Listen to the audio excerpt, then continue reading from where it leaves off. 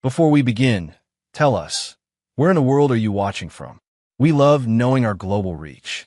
Now, let's dive into today's story. Chapter 1. Homebound. Staff Sergeant Boyd Riker stared out the airplane window as snow-covered landscapes gave way to the twinkling lights of suburban America. After 15 grueling months leading special operations in Eastern Europe, all he wanted was to hold his wife Monica and see the look on his daughter Zoe's face when he surprised her for Christmas. The deployment had been classified. Officially, he wasn't due home for another month. Boyd fingered the silver pendant in his pocket. He'd commissioned it from a local artisan in Krakow, a delicate piece with 3 intertwined bands representing himself, Monica, and Zoe. 20 years of marriage hadn't dimmed his love for Monica, even through the strain of multiple deployments. "You look like a man with somewhere important to be," said the older gentleman beside him. Boyd smiled. "Home. 15 months away. Surprising my family for Christmas. Military." When Boyd nodded, the man extended his hand. "Frank Pearson. My son served 2 tours in Afghanistan. Thank you for your service." They chatted as the plane descended. Frank was a retired judge who spoke of his children with pride, particularly his son who had struggled after returning from combat. "Family's everything," Frank said. "But coming home, it can be complicated. People change when you're gone." Boyd nodded politely, but inwardly dismissed the concern. He and Monica had weathered longer separations. Their weekly video calls had been affectionate, though sometimes brief due to her increasing responsibilities at the hospital where she worked as a nurse administrator. In the terminal, Boyd spotted his friend Wes Curtis, who'd agreed to pick him up without telling anyone. "Look what the war spit out." Wes grinned, embracing him. A former Marine himself, Wes understood the brotherhood. "How was the flight?" "Long." "How's everything been?" Something flickered across Wes's face. "Fine. You know how it goes." During the drive to Lakeside Heights, their upper-middle-class neighborhood, Boyd noticed Wes seemed unusually tense. "Something on your mind?" Boyd asked. Wes tightened his grip on the steering wheel. "Just glad you're back, brother." Boyd's instincts, the same that had kept him alive in hostile territory, prickled. "Monica and Zoe doing okay?" "Far as I know." Wes kept his eyes on the road. "Haven't seen them much lately." "Strange. The families have been close for years." They pulled onto Oak Ridge Drive, and Boyd's heart quickened at the sight of his colonial-style home, decorated with tasteful Christmas lights. Not extravagant, but welcoming. The lights were on, meaning someone was home. "Wanting to come in?" Wes asked an unusual offer. "Nah, I've got this. Thanks for the ride." Boyd grabbed his duffel and walked up the familiar path, noticing small changes. New landscaping, a different welcome mat. The door painted a deep burgundy instead of navy blue. Monica must have been busy. He considered ringing the doorbell, but decided against it. It was his home, after all. He unlocked the door with his key and stepped inside. The entryway had been remodeled. Gone are the family photos that once lined the wall. Instead, abstract artwork hung in their place. The air smelled of unfamiliar cologne. "Hello," Boyd called out, dropping his bag. He heard hurried whispers from the kitchen. Then Monica appeared in the hallway. She wore an elegant black dress he'd never seen, her blonde hair styled differently than he remembered. For a moment, genuine shock registered on her face, then something else. Alarm. "Boy," she didn't move to embrace him. "What are you doing here?" "Surprise," he said, arms outstretched. "Got cleared to come home early." Her eyes darted behind her. This isn't a good time." Before Boyd could respond, a tall man with silver-streaked dark hair appeared behind Monica, hand possessively on her waist. "Everything okay, darling?" Boyd's world tilted. "Who's this?" Monica straightened, composing herself. "I'm sorry. I think you have a wrong house." The blood in Boyd's veins turned to ice. "What?" "I said, I think you have the wrong house." Her voice was steady, eyes challenging. Boyd looked between them, noticing the man's expensive watch, the unfamiliar furniture, the complete absence of any evidence that he had ever lived there. "Monica, what the hell?" "I'm calling security if you don't leave," the man said, pulling out his phone. Boyd's military training kept him from physically reacting, but inside, something fundamental shattered. Without another word, he picked up his bag and walked out. Chapter 2. Revelations. Boyd sat in Wes's truck, parked a block away from what he'd thought was still his home, trying to process what had just happened. His phone buzzed. Zoe calling. "Dad." Her voice sounded small. "Where are you?" "Just left the house," he said flatly. "Your mother said I had the wrong place." A pause. "Don't be upset, but you know we couldn't let you in." "Understood." Military brevity, hiding the hurricane inside him. "It's just complicated right now. We didn't expect you until January." Boyd said nothing, and in the silence, Zoe apparently forgot to hang up. He heard her speaking to someone else. "It's fine. I handled it." "No, he left." "Well, what was I supposed to say?" "He still thinks helping with rent means he's automatically included." Boyd sat in shock, listening to his daughter laugh with someone, her mother, possibly the strange man, at his expense. He ended the call and turned to Wes, who was watching him with a grim expression. "You knew," Boyd said. "Not a question." Wes sighed heavily. "I suspected. Things haven't looked right for months. Monica's been seen around town with some hotshot doctor. I didn't want to tell you while you were deployed. What could Wood have done?" "How long?" "The guy moved in about 6 months ago. Dr. Lawrence Reed, new chief of surgery at County General. I tried to talk to Zoe about it once, but she shut me down. Said you and Monica had an arrangement." Boyd's laugh was hollow. "An arrangement? I've been faithful for 20 years. His phone began buzzing with texts from Zoe. "Dad, please don't make this difficult. Mom and Larry are happy. I'm happy too. We can meet tomorrow to talk about everything. This doesn't mean we don't care about you." Boyd turned off his phone and asked Wes to drive him to a hotel. At the Lakeside Inn, Boyd checked in and sat on the edge of the bed, methodically analyzing the situation like a tactical problem. His wife had moved another man into their home, redecorated to erase his existence, and his daughter was complicit. For months, Monica had maintained the fiction of their marriage during video calls, never hinting at her betrayal. He opened his laptop and checked their joint accounts. Regular withdrawals had been occurring, large ones, to fund what he now realized was their new life without him. His military pay, diligently deposited each month, had financed his own erasure. A knock at the door interrupted his thoughts. Boyd opened it to find an elderly woman, Iris Jenkins, his next-door neighbor for 15 years. "Boyd, thank God. I saw you at the house earlier. May I come in?" Inside, Iris revealed what Wes hadn't known. The affair had started over a year ago. Dr. Reed wasn't just Monica's boss. He was a wealthy, politically connected physician with a reputation for pursuing married women. "I tried to talk to Monica," Iris said. Reminded her of her vows. "She said you had grown apart, that you were married to the military. When they started renovating, removing every trace of you, I knew something was terribly wrong." And Zoe, Iris's expression hardened. "Dr. Reed bought her a new car, paid for an apartment near her university. She used to be such a sweet girl, but money changed her. She started saying terrible things, that you were cold, absent, that you cared more about your soldiers than your family." Boyd thanked Iris for her honesty. After she left, he made 2 calls, one to his commanding officer requesting extended leave, and another to Thomas Grayson, a former squad mate who had become an attorney specializing in family law. That night, Boyd didn't sleep.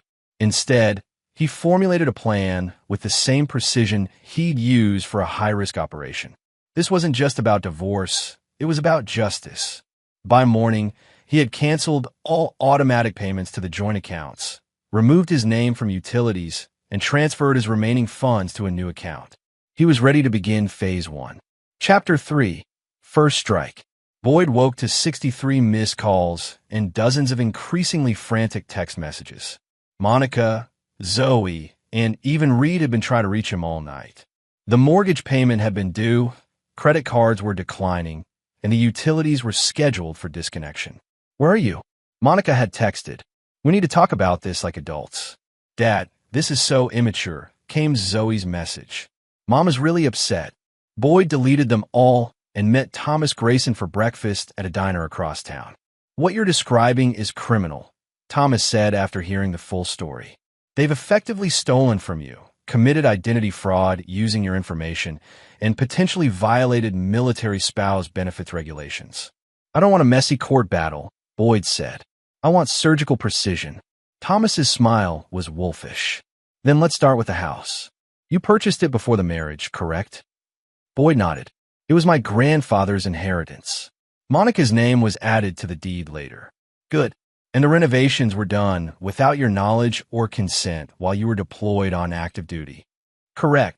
There are special protections for active military. We can file for an emergency injunction today. They'll be legally prohibited from selling assets or making further changes to the property. By noon, the legal paperwork was filed. Boyd's next stop was the hospital where Monica and Reed worked. He didn't go inside, but sat in a rental car watching the entrance. At 2:13 p.m., he saw them emerge together, Monica looking stressed as they hurried to Reed's Mercedes. Boyd followed at a distance, observing their routine. They stopped at an upscale restaurant. Clearly regular customers greeted warmly by staff. After lunch, Reed returned to the hospital while Monica drove to a spa. Boyd continued surveillance, gathering information, noting patterns. Later that afternoon, he visited Zoe's apartment near Westlake University. He didn't announce himself, but watched from across the street as she emerged with friends, laughing, getting into the new BMW that Reed had purchased. Her carefree demeanor told him everything. That evening, Boyd met with another former military contact, Damon Walsh, who now worked in digital security. What you're asking for is technically legal, Damon said, but ethically gray. I need to know what I'm dealing with, Boyd insisted. They've hidden things for over a year. I need the full picture. Damon provided Boyd with access to data recovery tools and guidance on legally retrieving his own information from family devices and accounts. Just stay within these parameters, he warned. Cross this line, and you're in felony territory. Armed with this knowledge, Boyd returned to his hotel and began piecing together the extent of the betrayal. Email records showed Monica and Reed planning their future together while Boyd was dodging bullets overseas. Financial records revealed that Reed had been investing in Zoe's future, buying her loyalty, while Monica had been systematically moving assets. Most damning was a series of messages between Monica and Zoe discussing Boyd's deployment insurance policy. Worth $750,000, it would pay out if he died in combat. They had actually discussed how that money could help with Zoe's graduate school and a down payment on a vacation home. Boyd sat back, cold fury replacing the initial shock and pain. In that moment, something fundamental changed within him. The loyal, trusting man who had boarded the plane home no longer existed. In his place was someone calculating, methodical, and utterly merciless. His phone rang, Monica again. This time, he answered. Boyd, finally, what do you think you're doing? The mortgage payment bounced. Did you really think I'd keep paying for a house I'm not welcome in? His voice was calm, detached. This is childish. We need to talk about this like adults. Like the adult conversation you had before moving your lover into my house. Or the adult way you discussed spending my death benefits with our daughter. Silence. Then, you've been spying on us? No, Monica, I've been gathering evidence. There's a difference. Boyd, please. An officer will be serving you papers tomorrow. I suggest you find somewhere else to live. You have 48 hours before the utilities are shut off permanently. You can't do this. Where are we supposed to go? That sounds like a question for your chief of surgery. I hear he's quite wealthy. He ended the call and blocked her number. Next, he sent a simple text to Zoe. Your tuition payment for next semester has been canceled. Your car insurance has been terminated. You made your choice. Live with it. He blocked her number too, then called Wes. It's done, Boyd said. Phase 1 complete. You okay? Wes asked. No, Boyd replied honestly. But I will be. This is just the beginning. Chapter 4. Gathering Intel. Over the next week, Boyd operated from a tactical command center he'd established in a rented studio apartment paid for in cash. Walls covered with information, financial records, photographs, timelines, resembled the intelligence operations he'd run overseas. The difference? This time, his targets were his own family. Thomas Grayson arrived with updates. The emergency injunction was granted. They can't sell the house or any major assets. Monica tried to empty the remaining joint accounts, but our freeze beat her by hours. How are they responding? Panic. Reed's attorney called mine, trying to negotiate. Apparently, They're staying at the Westlake Hotel, $600 a night. Reed's not as liquid as they thought. Much of his wealth is tied up in investments and property. Monica's discovering that her boyfriend isn't quite the white knight she imagined. Boyd nodded, unsurprised. And Zoe returned to student housing after her apartment lease was terminated. She's filed for emergency financial aid. Her boyfriend dumped her when the BMW was repossessed. This gave Boyd no satisfaction. Despite everything, part of him still saw Zoe as his little girl. But she had made her choice, chosen comfort and luxury over loyalty, and would face the consequences. A knock at the door revealed Iris Jenkins with a home-cooked meal and new information. They came back for clothes and personal items, she reported. Monica was hysterical when she found her jewelry missing from the safe. Not missing, Boyd clarified. Relocated to a secure deposit box. Items purchased with joint funds are subject to division. Well, she didn't see it that way. Called the police, claimed robbery. Boyd smiled thinly. Did the officers enjoy viewing the legal documentation I left on the counter? They did not take a report. Iris confirmed with satisfaction. After she left, Boyd received a call from another contact, Layla Santos, a nurse who worked under Monica at the hospital. I found what you were looking for, she said. Reed's previous position in Boston, he left under a cloud. Sexual harassment allegations from 3 nurses, all settled out of court with NDAs. The hospital buried it to avoid scandal, but the records exist. And Monica's advancement, her promotion to administrator, came 2 weeks after their relationship began. 3 more qualified candidates were passed over. Boyd thanked her for the information. Layla had approached him after hearing about the situation. She'd experienced Reed's inappropriate behavior firsthand and had been demoted after rejecting him. That evening, Boyd visited County General's board chairman, Richard Hargrove, a Vietnam veteran whose son Boyd had served with in his first deployment. I was sorry to hear about your situation, Hargrove said, inviting Boyd into his study. Monica was always so supportive at military family events. Hard to believe she'd do this. People surprise you, Boyd replied. I'm not here about my marriage, though. I'm concerned about the hospital's liability. He presented the evidence of Reed's pattern of behavior in Monica's questionable promotion. Hargrove's expression darkened as he reviewed the documents. The board has been insulated from these issues. Reed charmed his way past our vetting. If what you're showing me is accurate, we have serious exposure. I don't want to damage the hospital, Boyd assured him. It serves our community. But Reed's predatory behavior and abuse of power need addressing. Hargrove nodded grimly. Leave this with me. The board meets tomorrow. As Boyd prepared to leave, Hargrove asked, What do you want out of this, son? Revenge. Boyd considered the question. Justice, he finally said, and to ensure they never profit from betrayal. The next day, Boyd received an unexpected visitor at his temporary apartment.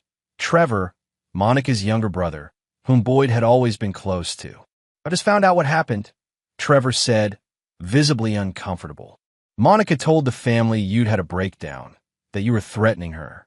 I knew something didn't add up. How did you find me? Wes. I cornered him at his shop. Trevor shifted nervously. Look, there's something you should know. Reed's been pressing Monica to go after your military pension. He's got a friend in family court, Judge Phillips.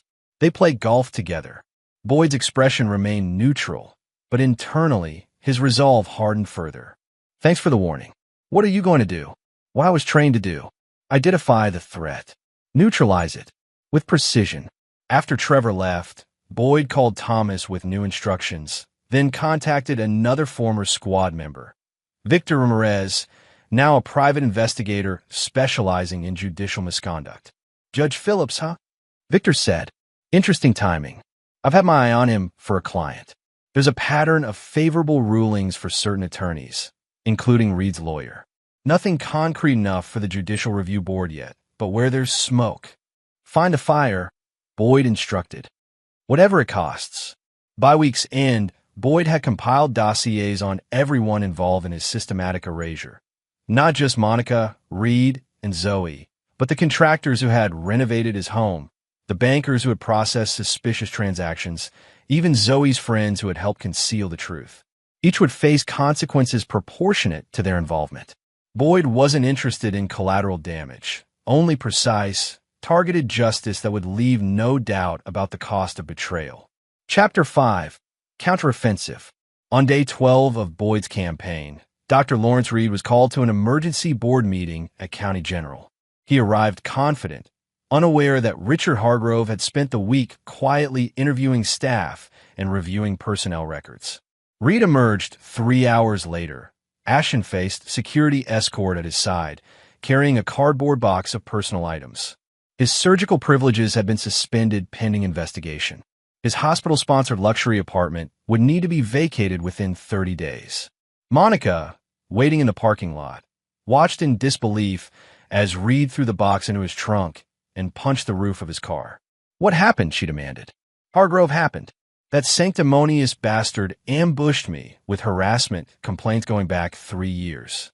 Someone's been digging, pulling records from Boston, interviewing staff behind my back." Monica's blood ran cold. "Boy, who else?" Reed snapped.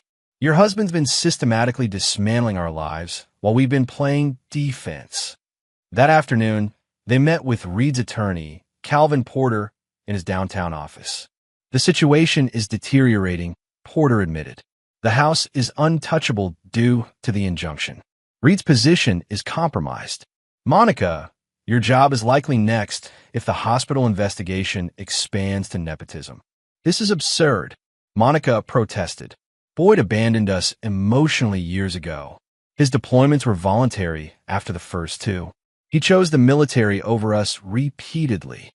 "Courts don't rule on emotional abandonment," Porter explained patiently. "They look at financial support, which he provided consistently, and at infidelity, which, forgive my bluntness, you've admitted to." "What about Zoe?" Reed demanded. "Use her. Boyd wouldn't hurt his daughter." Monica hesitated. "He's already cut her off financially. Blocked her number." "Because you haven't positioned her correctly," Reed insisted. "She needs to reach out, play the devastated daughter, appeal to his paternal instincts." Porter shook his head. "I've reviewed Sergeant Riker's background. Distinguished service record. Multiple commendations for tactical operations. This isn't a man acting on emotion. He's executing a campaign." Meanwhile, Boyd met with Judge Frank Pearson, the same man he'd sat beside on the flight home. Their chance encounter had proven fortuitous when Boyd discovered Pearson's jurisdiction included family court appeals.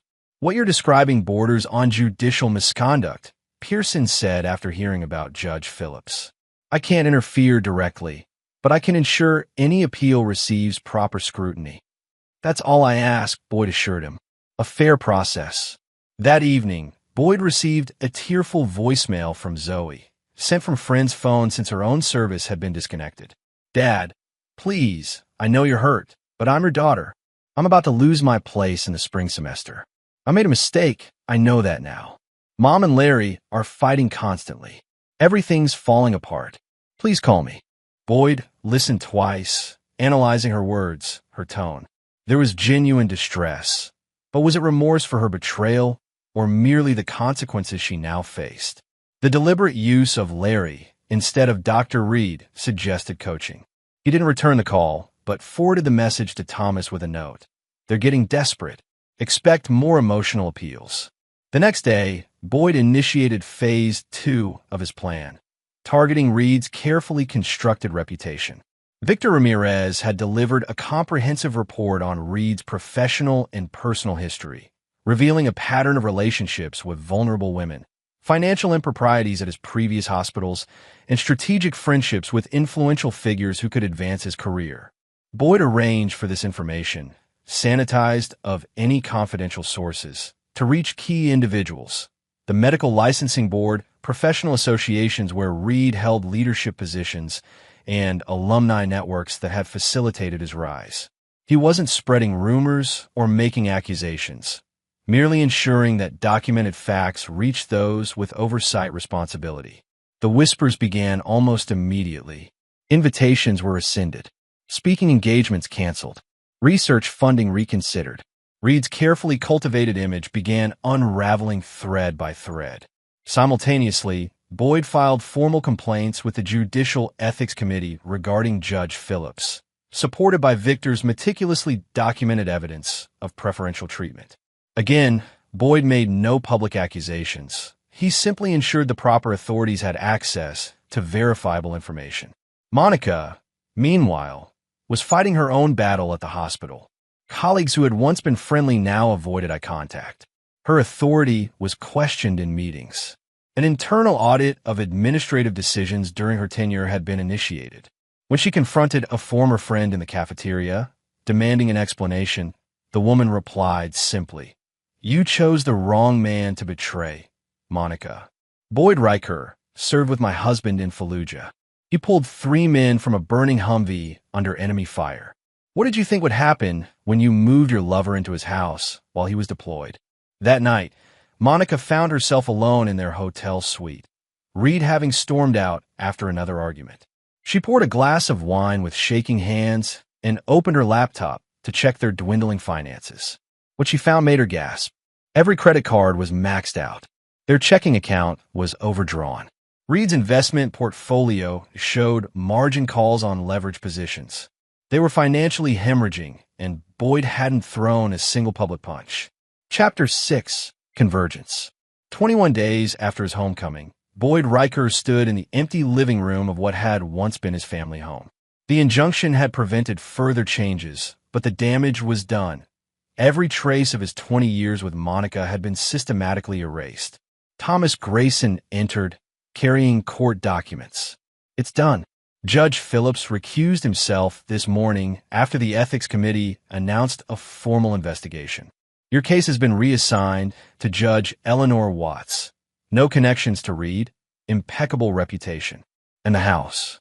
As expected, your premarital claim is solid. The court has recognized your grandfather's inheritance as the founding asset. Monica's contributions were minimal compared to yours. The property reverts to you exclusively." Boyd nodded, surveying the space. "Have them served with eviction notices for their hotel rooms. It's time they experienced true homelessness." Thomas raised an eyebrow. "The courts typically allow reasonable accommodation periods. There is nothing reasonable about what they did while I was deployed in a combat zone," Boyd replied coldly. "They had choices. They made them." Later that day, Boyd met with Monica at a neutral location, a conference room at Thomas's office. She arrived alone, noticeably thinner, the confident hospital administrator replaced by someone fraying at the edges. "You've made your point," she said without preamble. "You've destroyed everything. Are you satisfied?" Boyd studied her dispassionately. "This isn't about satisfaction, Monica. It's about consequences. We were unhappy for years. You were never home. What did you expect? Honesty," he replied simply. "You could have asked for a divorce. Instead, you orchestrated my replacement while taking my money. You involved our daughter in your deception. You discussed how my death would benefit your financial future." Monica paled. "How did you?" "It doesn't matter.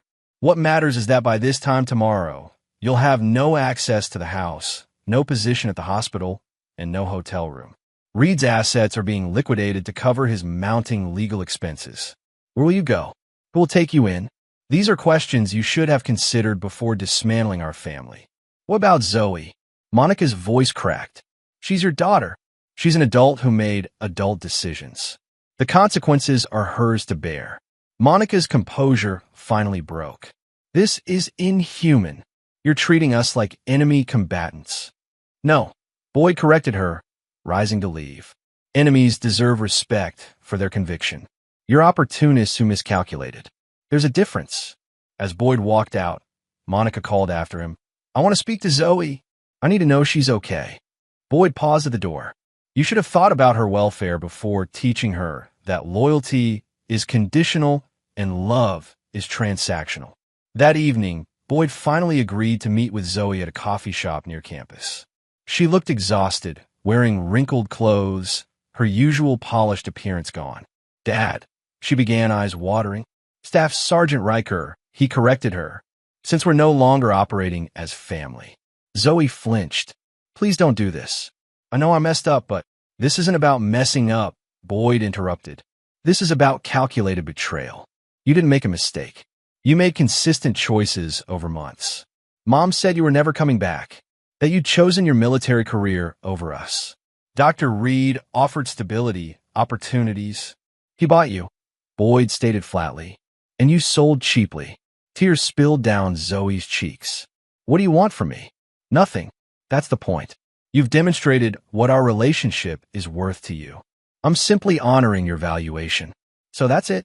22 years as your daughter erased. Boyd looked at her, allowing himself one moment of the pain he'd been suppressing. Ask your mother about erasure. She's the expert. As he stood to leave, Zoe grabbed his arm. Please, Dad. I have nowhere to go. The dorms close for winter break tomorrow. All my friends' families are traveling. I can't even afford a bus ticket home. Home, Boyd echoed. You don't have one. That was your choice. Choices have consequences, Zoe. It's time you learned that. You placed $500 on the table. Enough for a week at a budget motel. What happens after that is your problem. Boyd walked away, ignoring her calls. Outside, he paused, allowing himself 10 seconds of grief for the daughter he'd loved, before continuing to his car where Wes waited. Target acquired? Wes asked, using their old military shorthand. Target neutralized, Boyd confirmed. Ready for the final phase. Chapter 7. Collapse. Christmas Eve arrived with heavy snow blanketing the city. Boyd spent the morning meeting with Richard Hargrove at County General's administrative offices. The board has reached its decision, Hargrove informed him. Dr. Reed's contract will not be renewed. The investigation found sufficient evidence of professional misconduct, though he's negotiated a resignation rather than termination. And Monica? Administrative leave pending review. The nepotism case is clear-cut. Boyd nodded, gazing out at the hospital grounds where he had once met Monica for lunch dates during their happier years. Will the hospital survive the transition? I never wanted collateral damage. We'll recover, Hargrove assured him. Reed's departure creates an opportunity for genuine leadership. Sometimes systems need to be purged to heal. After leaving the hospital, Boyd drove to the courthouse where Victor Ramirez waited with updates. Judge Phillips' ethics investigation has expanded, Victor reported. 3 more cases have been flagged for irregular rulings, all involving Reed's attorney or associates. Phillips is taking an extended leave of absence. Any other matter? Victor handed over a thick envelope. Complete background on Reed. The man has reinvented himself several times. Changed his name from Lawrence Redmond in 2005 after personal bankruptcy. Before Boston, there were positions in Chicago and Phoenix. Both ended under murky circumstances. He's a climber who cuts ties when things get uncomfortable. Is he cutting ties now? Victor's smile was grim. Trying to. He's been making inquiries about positions in Seattle and San Diego. Updating his credentials, reaching out to contacts. Meanwhile, he's liquidating investments, even at a loss. Planning to abandon Monica, Boyd concluded, unsurprised. For what I've observed, they're barely speaking. She's been making her own contingency plans. Contacted her sister in Florida yesterday. Boyd thanked Victor and continued to his final meeting of the day, with Diane Littlefield, the federal prosecutor handling military benefit fraud cases. The evidence you've provided is compelling, Littlefield acknowledged, reviewing the files. Misrepresentation to obtain military-dependent benefits is a serious offense. Monica continued claiming benefits while clearly no longer functioning as your spouse. I'm not seeking criminal charges, Boyd clarified. Only accountability. That's commendable, but fraud against the government isn't something I can simply ignore. At minimum, she'll face financial penalties and restitution requirements. Boyd left the federal building as dusk fell, watching Christmas shoppers hurry along snowy sidewalks. Families together, carrying packages, laughing. A life he'd thought would be his again. His phone rang. Reed calling from an unknown number. Boyd answered without speaking. Riker, don't hang up. Reed's voice was tightly controlled. I want to make a deal. I don't make deals with people who take what's mine. Look, this has gone far enough. You made your point. I'm prepared to compensate you for the disruption to your home life. Boyd actually laughed. You think this is about money? Everything's about money eventually, Reed replied. Name your price. What will it take for you to call off your campaign? 50,000? 100? I need this to end. It will end, Boyd assured him. Just not the way you hope. He ended the call and drove to his new apartment, a simple one-bedroom he'd leased after selling most of his possessions. Material things meant little to him now. The Spartan space contained only necessities, plus a wall covered with his strategic planning materials. Boyd methodically removed each document, each photograph, each timeline. The campaign was entering its final phase. The groundwork laid. He could now simply watch as the inevitable consequences unfolded. His doorbell rang. Unusual, since few people knew his location. Through the peephole, he saw Monica, alone, looking desperate. Boyd opened the door, but blocked the entrance. "This is private property. You're not welcome here." "Please," she whispered. 5 minutes. That's all I'm asking." Against his better judgment, Boyd allowed her inside. She stood awkwardly in the center of the room, taking in the Spartan surroundings. "So this is where you've been orchestrating our destruction," she said. "You destroyed yourself, Monica. I merely ensured you couldn't profit from it." She sank onto the single chair. "Larry's leaving. He's accepted a position in Seattle. Without me." Boyd remained expressionless. "Unsurprising. Is that all you have to say? 20 years together, and all I get is unsurprising? What did you expect? Sympathy? After you moved your lover into my house while I was deployed? After you discussed how my death would benefit your finances?" Monica flinched. "That was a mistake. A terrible, stupid comment I never should have made. I was angry at you for re-enlisting. Save the revisionist history. You methodically erased me from our home, our family, our life. Now you're experiencing the same. What about Zoe? She's sleeping in her car, Boyd. On Christmas Eve, her choices led her there, as yours led you here." Monica stood, desperation turning to anger. "You become a monster. The Boyd I married would never be this cruel." "The Boyd you married died the moment he walked into his home and was told he had the wrong house," he replied evenly. "You created this version, live with the consequences." After she left, Boyd sat in silence, feeling nothing but a cold certainty that justice was being served.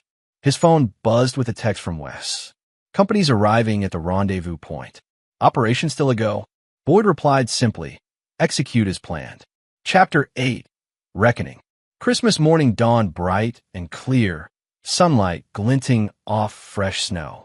Boyd drove to the agreed location, an upscale restaurant with private dining rooms, now closed for the holiday, but opened specially for this occasion by the owner, a veteran Boyd had once served with. Inside, Thomas Grayson, Victor Ramirez, Richard Hargrove, Judge Pearson, and several others waited. Each had played a role in Boyd's campaign, knowingly or unknowingly. Now they would witness its conclusion. "Everything's prepared," Thomas confirmed. "They'll arrive separately over the next hour."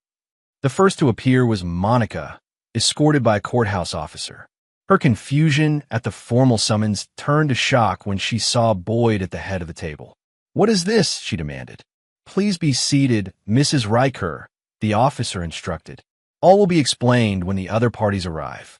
Next came Reed, similarly escorted and equally bewildered.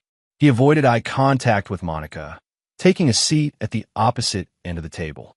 Finally, Zoe arrived, looking exhausted and disheveled. Seeing both her mother and Reed, she hesitated at the doorway until the officer gently guided her to a chair. Once all were seated, Boyd spoke. "Thank you for coming.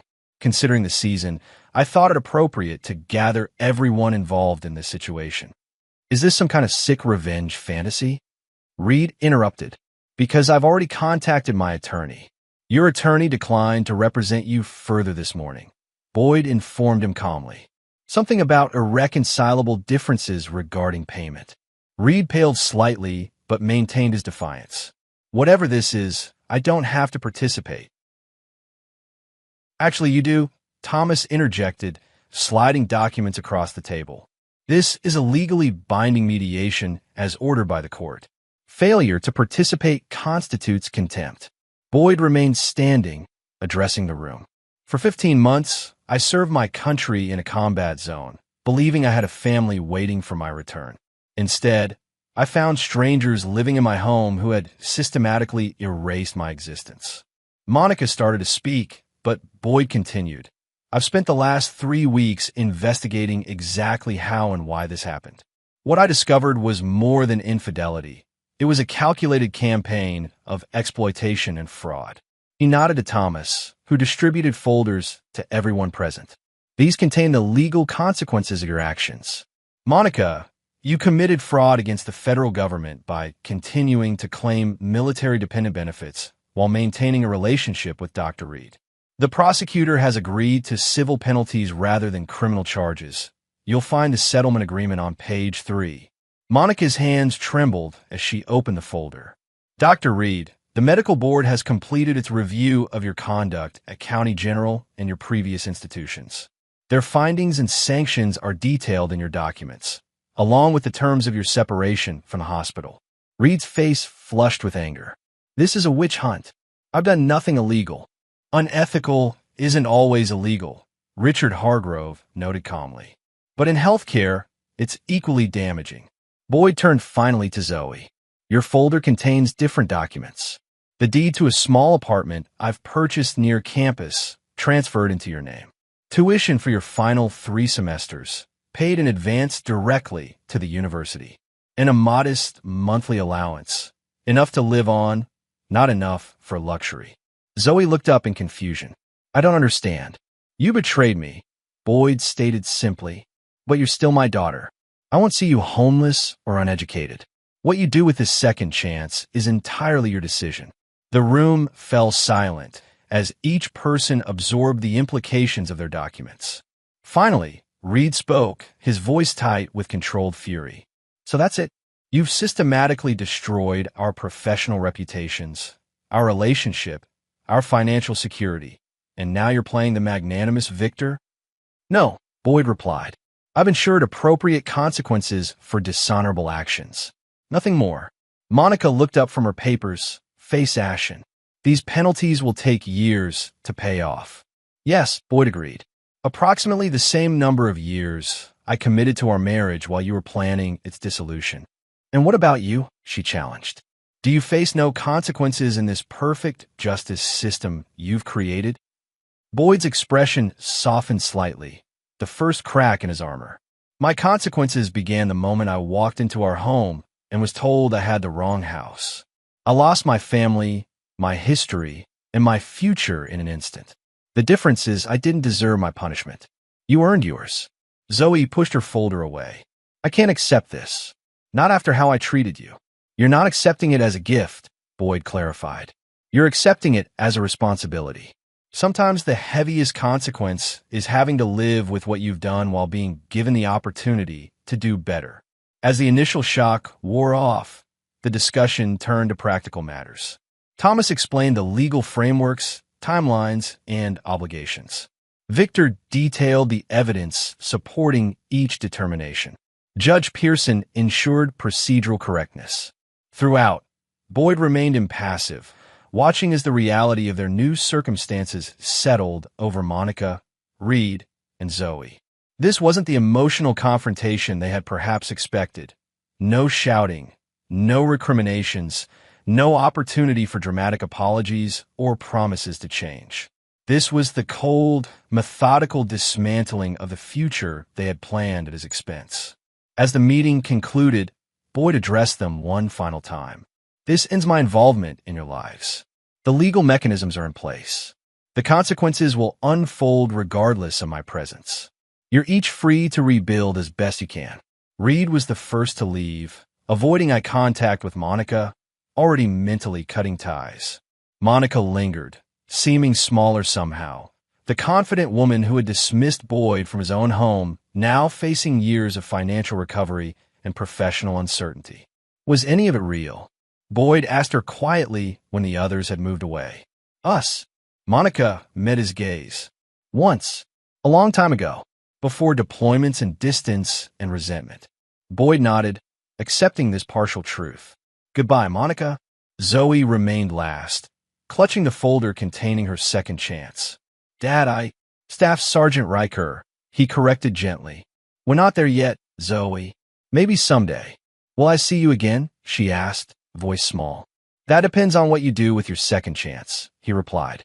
Not every betrayal can be forgiven. but some can be survived. Chapter 9. Aftermath. 6 months later, Boyd Riker stood on the observation deck of a military transport plane as it approached the airstrip at Forward Operating Base Resolute. Below, the rugged landscape of the new deployment zone stretched to the horizon, a far cry from suburban America with its comfortable illusions. "Ready for this, Staff Sergeant?" asked Captain Alicia Mendez, his new commanding officer. "Ready," Boyd confirmed. After finalizing his divorce and ensuring all legal mechanisms were in place, Boyd had requested reinstatement to active duty, not from desperation or escape, but from recognition of where he truly belonged. His tactical skills had earned him selection for a specialized unit focusing on intelligence operations. The Boyd Riker who had rushed home for Christmas no longer existed. In his place was a man with clearer vision, uncompromising standards, and no illusions about human nature. "Your reputation precedes you," Mendez noted as they prepared to disembark. "Not just your military record. Word gets around about how you handled your personal situation." Boyd said nothing, letting the comment hang in the air. "Some might call it excessive," she continued. "I call it instructive. Consequences matter." Back in the States, those consequences continued to unfold. Monica had relocated to Florida, living with her sister while working entry-level administrative jobs, her healthcare career effectively over. The financial penalties from her fraudulent benefits claims would follow her for a decade. Lawrence Reed had secured a position at a small practice in Seattle, a significant step down from his chief of surgery ambitions. His professional reputation remained tarnished, his opportunities limited. The carefully constructed facade that had attracted Monica had crumbled under scrutiny. And Zoe had made unexpected choices. After a period of reflection, she had changed her major from business to psychology, focusing on military family support systems. She maintained the modest apartment Boyd had provided, but had taken a part-time job to supplement the allowance, developing a work ethic she'd previously lacked. She sent Boyd monthly emails, never expecting responses, but providing updates on her progress, acknowledging her failings, documenting her efforts to understand the damage she had participated in. Boyd read each one, but never replied. Some betrayals cut too deep for simple reconciliation. The transport plane touched down with a jolt, bringing Boyd back to the present moment. As he gathered his gear, Wes Curtis appeared at the cargo bay, grinning. "Look what the war spit back," Wes said, echoing their greeting from months ago. The two men embraced briefly. Wes had pulled strings to join Boyd's new unit, understanding his friend needed loyal people around him. "How's civilian life?" Boyd asked as they walked toward the base. "Overrated," Wes replied. "Too many people taking too much for granted." "And Iris? How's she doing with the house?" After reclaiming his property, Boyd had rented it at a nominal fee to Iris Jenkins, whose kindness had been a rare bright spot in the darkness. She maintained it beautifully, sending occasional photos of improvements she'd made to the garden. "Thriving," Wes reported. "Neighborhood watches her back. Nobody mentions Monica or Reed." As they reached the command center, Boyd received a notification, an email from Thomas Grayson with an unexpected update. Reed had abandoned Seattle, leaving behind mounting debts. He'd attempted to secure positions at 3 other hospitals, but background checks had revealed the pattern Boyd had exposed. Some actions created ripples that continued long after the initial stone had sunk from sight. That night, alone in his quarters, Boyd unpacked the few personal items he'd brought. Among them, a small silver pendant with 3 intertwined bands, the gift he'd never had the chance to give. He studied it briefly before placing it in a secure box with his will and other important documents. The man who had commissioned that pendant was gone, replaced by someone harder but clearer-eyed. Boyd Riker had learned the most important tactical lesson of his life. Loyalty was not a given, love was not guaranteed, and the most dangerous threats often came from those closest to you. His phone buzzed with a final message before communications would be limited, Zoe's monthly update. This one was different. "I don't expect forgiveness. Some things can't be undone. But I want you to know I understand now what I threw away. Not just financial security or family stability, but integrity itself. Mom called yesterday, asking for money. I declined. Some lessons I learned from you after all. Stay safe, wherever you are. Boyd read it twice, then deleted it without responding. Perhaps someday he would find room for reconciliation, but that day was not today. Today was for the mission, for the brothers in arms who had never betrayed his trust, for the clear certainty of purpose that had replaced the illusions of domestic life. He stepped outside into the cool night air of the base, looking up at stars unclouded by city lights. Somewhere across the world, his former family was living with the consequences of their choices. He had ensured that justice, if not forgiveness, had been served. It was enough. In the command center, Captain Mendez was assembling the team for their first briefing. Boyd Riker straightened his uniform and walked toward his future, leaving the ghosts of betrayal behind. Not forgotten, but no longer defining him. Some men broke under betrayal. Others were forged by it into something stronger, more resolute, uncompromising. Boyd Riker had chosen the latter path, and he would never look back again. And there you have it. Another story comes to an end. What did you think? I'd love to hear your thoughts in the comments below. If you enjoy this story, consider joining our community by subscribing. It means the world to us. For more stories like this one, check out the recommended videos on screen, and I'll see you there.